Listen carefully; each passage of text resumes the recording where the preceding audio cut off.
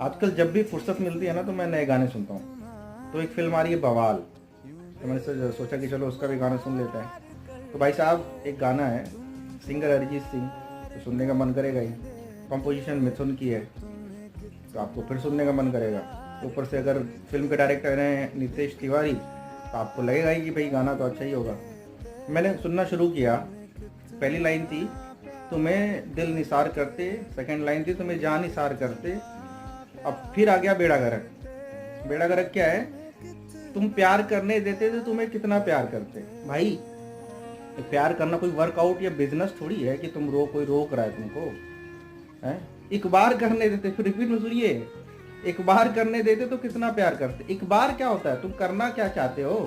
अब बताएंगे लिरिसिस्ट कौन है? अभी जो विख्यात राइटर श्री मनोज मुंतशिर शुक्ला जी, इन्होंने आदि पुरुष का तो बेड़ा गर्क कर ही दिया।